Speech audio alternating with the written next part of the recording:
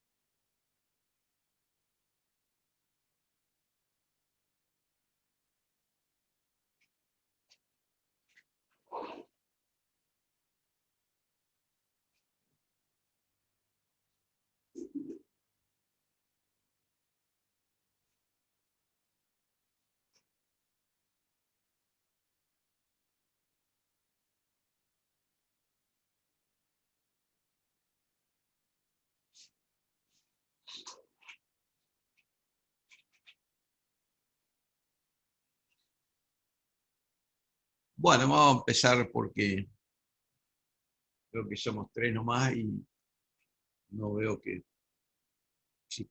aparezcan más. Eh, Y como les comentaba, el caso de Henry Ford, en su planta, de Detroit, eh, él había logrado una gran eficiencia en el trabajo, o sea, con su forma de dividir las tareas y, digamos, lograr una eficiencia notable en la producción. Él llegó a tener alrededor de 100.000 trabajadores en total, en las distintas actividades, ¿no es cierto? Y, y él lo que observó era que tenía un alto índice de rotación de personal. Y él siempre, dentro de sus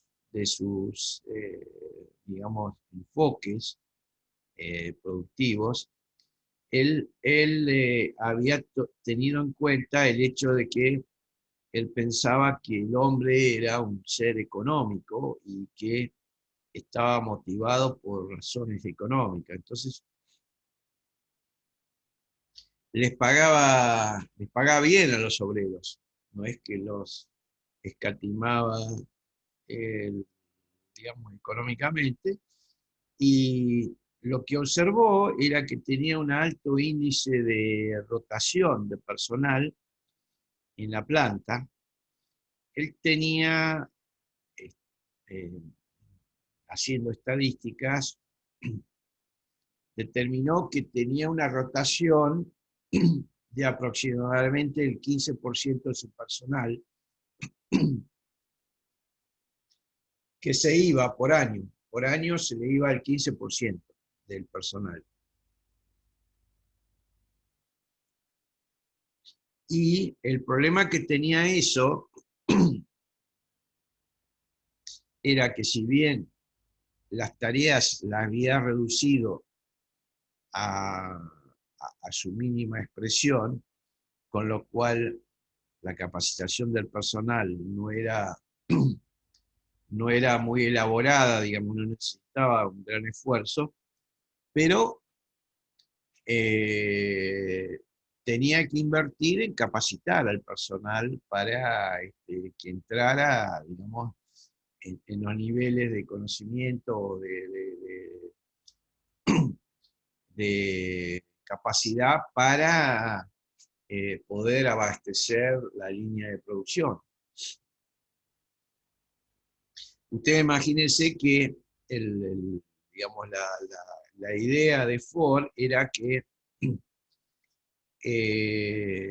digamos, que el trabajo que hacía el primer operario era tomado por el segundo operario y le agregaba algo. Entonces, si había una imperfección en lo que hacía el primer operario, la imperfección se trasladaba o pasaba a la segunda posición de trabajo, y entonces él necesitaba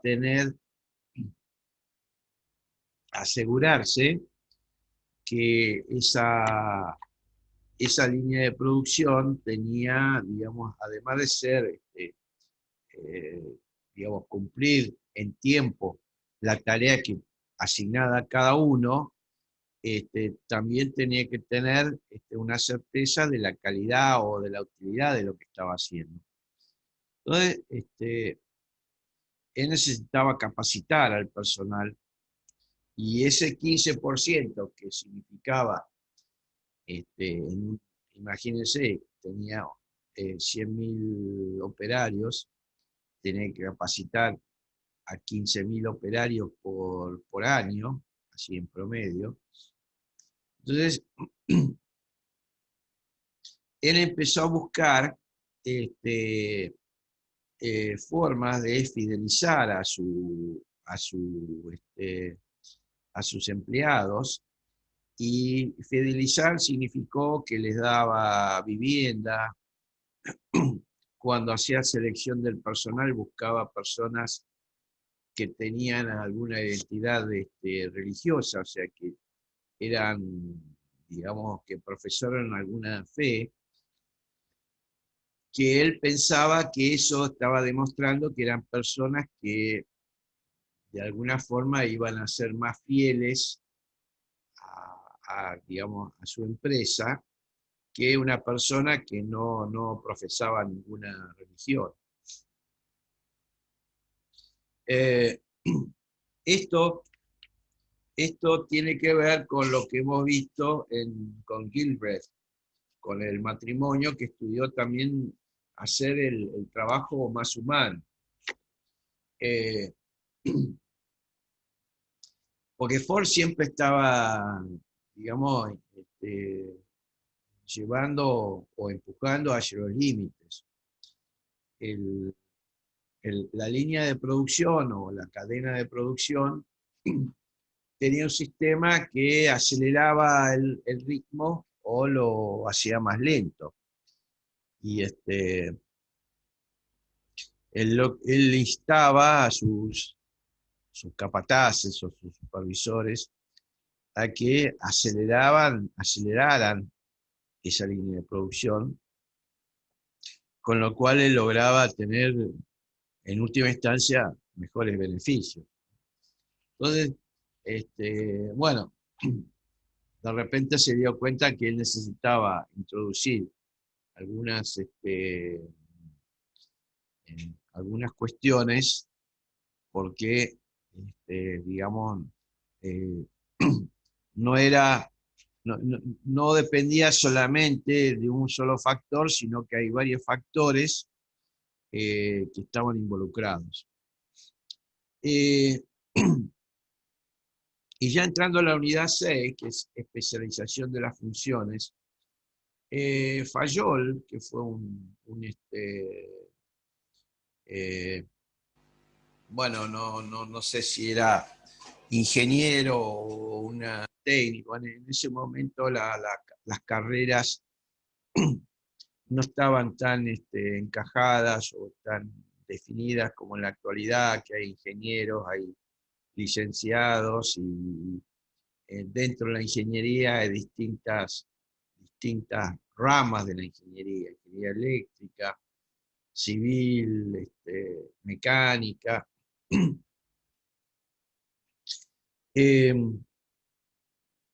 Fayol, Henry Fayol, empezó a estudiar digamos, fue contemporáneo con Taylor y muchas veces se interpretó de que Taylor y Fayol había un antagonismo entre ellos, pero no era así, inclusive Fayol declaró o expresó en su momento que sus principios y los principios de Taylor eran complementarios, no eran antagónicos. Lo que, eh, lo que hizo Fayol era determinó que las funciones esenciales de la empresa se podían dividir en 6. En funciones técnicas, o sea, lo que tenía que ver con la producción, fabricación, investigación de nuevos productos. Y después estaban las comerciales, que que no estaban involucrados directamente con digamos, con la fabricación en sí, pero estaban relacionados desde el punto de vista, porque uno fabrica para vender, si no vende, no tiene sentido fabricar. Después estaba la función financiera. La función financiera tenía que ver cómo se lograba un capital de producción para poder producir adecuadamente. Después estaba la función de seguridad, o sea, no tenía que ver con la seguridad digamos, como la conocemos ahora, sino que era más bien la seguridad patrimonial. O sea, asegurarse eh, digamos, que digamos concretamente que no había, digamos, que no desaparecían, eh, digamos, elementos en la empresa. En la empresa uno de los problemas importantes es el tema de la desaparición o que se roban herramientas o se roban elementos. eh, y una de las cuestiones, me acuerdo en su momento, por ejemplo, en una obra, me acuerdo que todas las herramientas de mano, por ejemplo, las taladros o las amoladoras, eran de fabricación china. O sea, uno siempre vincula la industria china con baja calidad. Y yo le comentaba al dueño de la empresa, le digo eh, que le convenía, porque no tenía herramientas de mejor calidad, porque también tiene que ver con la seguridad, ¿no es cierto? Eh, y entonces me decía que no, estas herramientas que usaban le duraban mucho más que las, digamos, de otras marcas, digamos, las Black Decker o Makita o herramientas eléctricas de, digamos, de tipo Bosch, el Bosch industrial. Y le decía, pero ¿cómo duran más? Y sí, duran más porque si yo compro una moladora Makita o una moladora Bosch industrial, dura poco, o sea, porque se la roban. Y en una obra siempre el problema digamos, de seguridad patrimonial es importante. Entonces compraba, es un problema de capacidad económica del personal o de los trabajadores. De repente se encontraban con que una moladora valía lo que él ganaba en una semana y entonces él qué hacía, se robaba una moladora, se la llevaba a su casa y se iba armando su taller en última instancia. Entonces, bueno, la función seguridad, la función contabilidad, o sea, llevar un análisis de los balances, de los costos, de las estadísticas de lo que se está produciendo y se está consumiendo. Eh, una función administrativa, que el que controla las horas de trabajo. eh, digamos, todas estas funciones se complementan entre sí, digamos, no es que digamos, que una es preponderante sobre la otra, sino que es, es importante, son todas tenerlas. Y estas 6 funciones que analizó Fayol, de alguna forma estaban implícitas en lo que estudiaba Taylor, porque Taylor, digamos, en la medida que fue,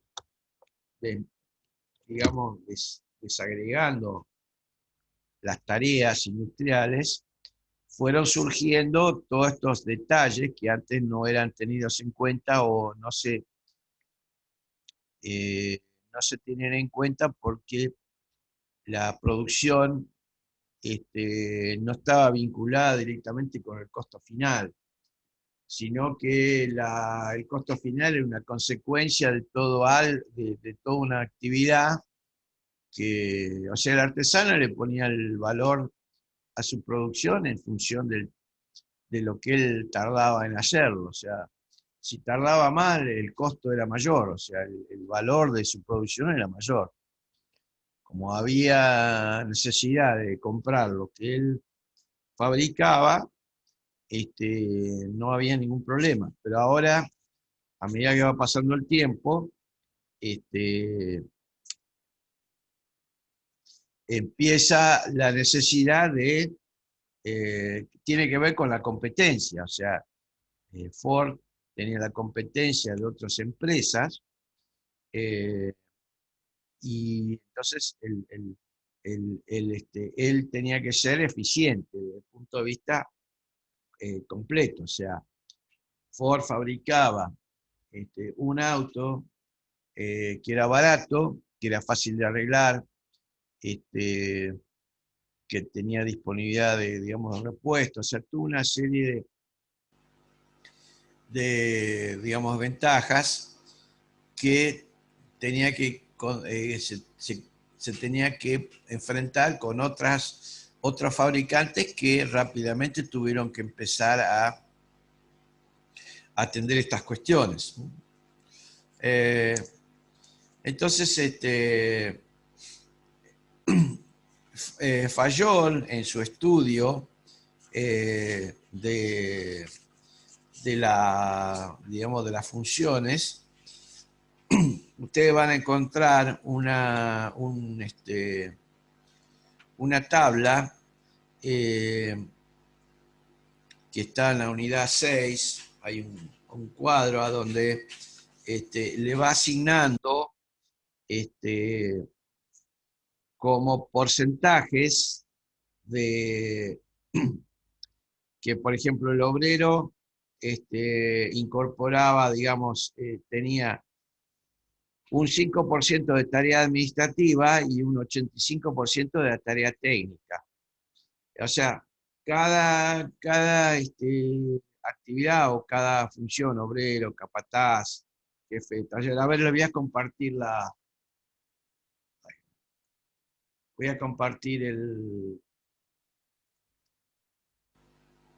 un segundito que abro la.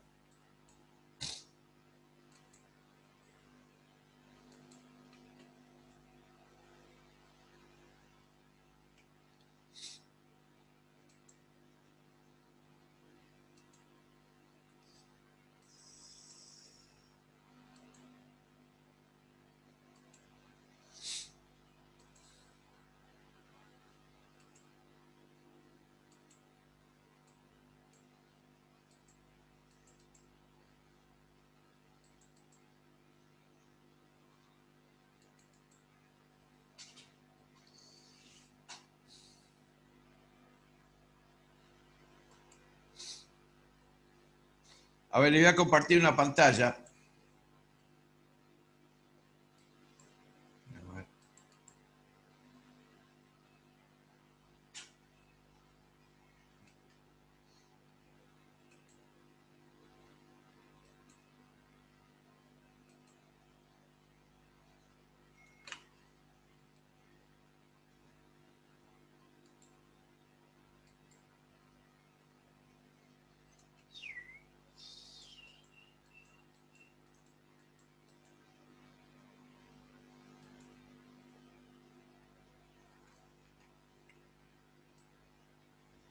A ver, un segundito. Todos están viendo una tabla que dice gran empresa, personal de la función técnica. No, profe, no sé. No se ve, a ver. A ver. A ver, esperen que. Estoy tratando de compartir la.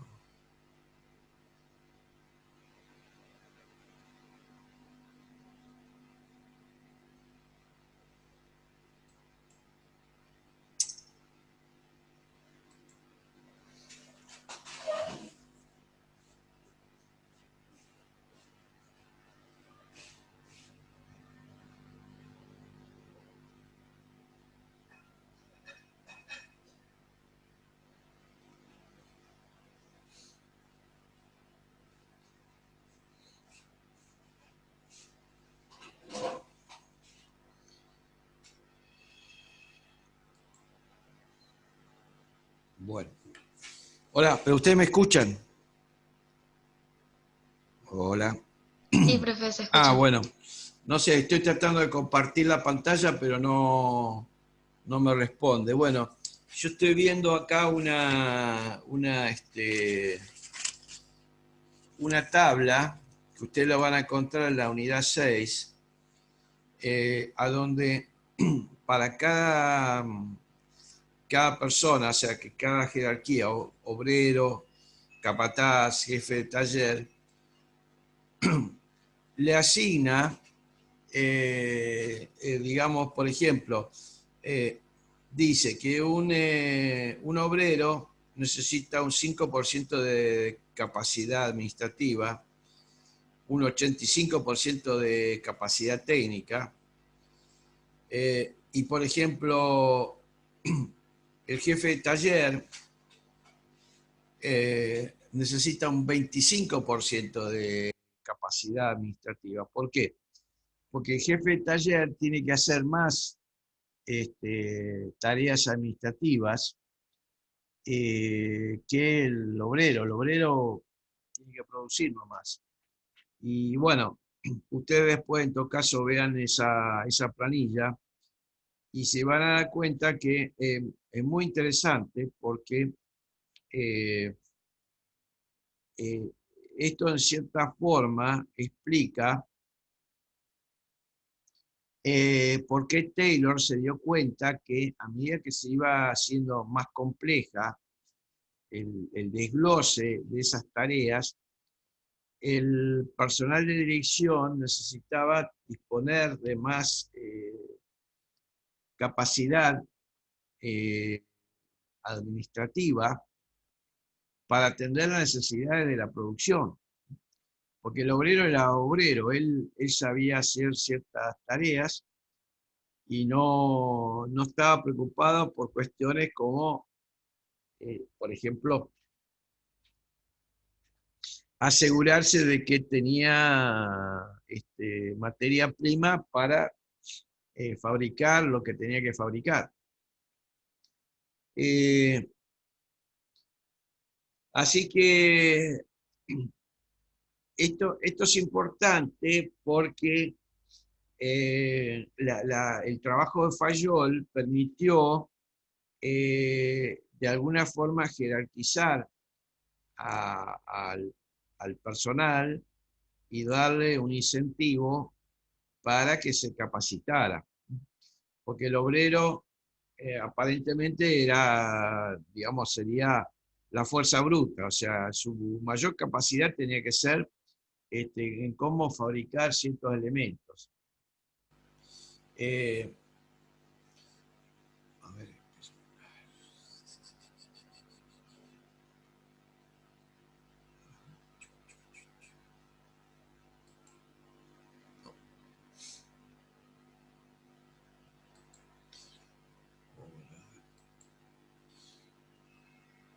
hola, hola, hola. ¿Todavía están escuchando? Hola. Sí, profe. Ah, bueno. No, porque a mí Sí, profe. sí, se me cerró la pantalla, pero mientras ustedes me escuchen, estoy con la unidad 6, estoy ya en la parte final. Después aparecieron, o sea, junto con Fayol, él tuvo personas que trabajaron a la par de él y en forma paralela. Estuvo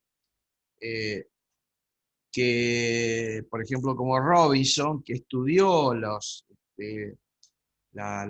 digamos, los libros o sea, las propuestas de Taylor y de Fayol, y empezó a analizar cómo combinar todas estas necesidades para siempre el objetivo de los estudios eran para lograr mayor producción.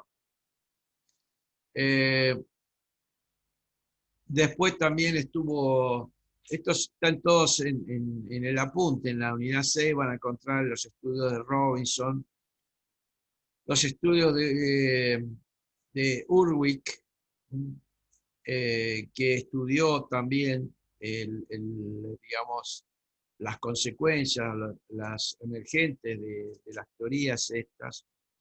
eh, y que escribió una obra muy interesante que era el gerenciamiento en el futuro, un poco proyectando este, el futuro de cómo se iba a trabajar en el futuro.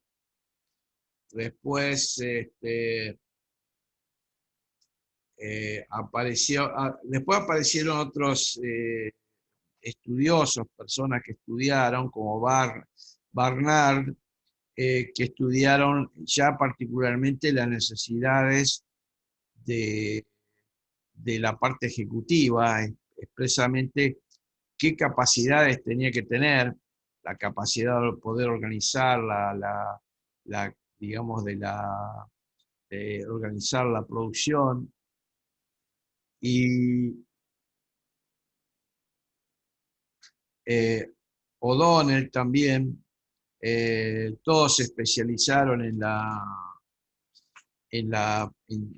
el futuro de la producción. Eh, todas estas cuestiones, lamentablemente bueno, todo esto son, digamos, todos estos autores, estamos hablando de personas que estudiaron la organización de la producción, este, digamos, a principios del siglo XX, digamos, hasta el año 40, o de la década del 40. Después de la Segunda Guerra Mundial, apareció un fenómeno este, muy particular que fue como consecuencia de la Segunda Guerra Mundial, mejor dicho, terminada la Segunda Guerra Mundial, eh, Japón había quedado devastado prácticamente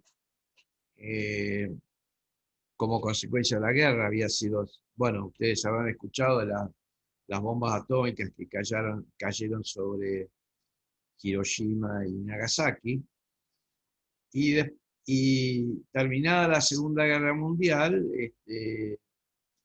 Japón eh, tuvo que rápidamente, digamos, insertarse nuevamente en el mundo con un nuevo principio que tenía que ver con la necesidad urgente de poder, digamos, producir para evitar básicamente el hambre.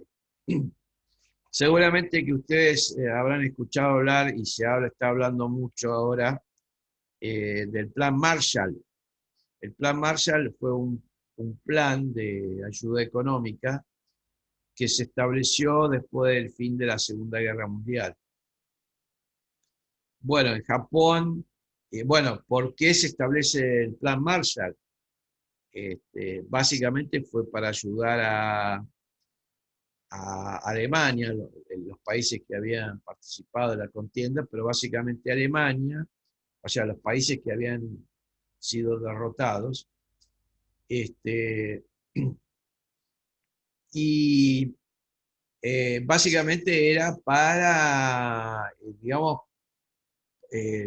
los países en Europa y en Japón habían quedado devastados, todas las fábricas habían sido bombardeadas, estaban inutilizadas, con lo cual rápidamente tenían que volver a producir, y esto fue una ventaja para Alemania, porque tuvo que, digamos, reconstruir su industria, y al reconstruirla tuvieron que aplicar técnicas más modernas, y lo mismo pasó con Japón. En Japón pasó una cuestión muy interesante. Fue que Japón es una isla que tenía 90 millones de habitantes, no tenía recursos, lo único que tenía era japoneses, que tiene una idiosincrasia muy distinta a la oriental. Y entonces ellos desarrollaron teorías de producción muy distintas a las de que ocurren en Occidente, que le dieron una posibilidad de recuperarse muy rápidamente. Esas teorías de producción no se pudieron aplicar en toda su extensión en Estados Unidos y en los países de Europa, porque básicamente la idiosincrasia del japonés es distinta a la idiosincrasia de los países, de los europeos y de la idiosincrasia de América, digamos, de Norteamérica, de Canadá.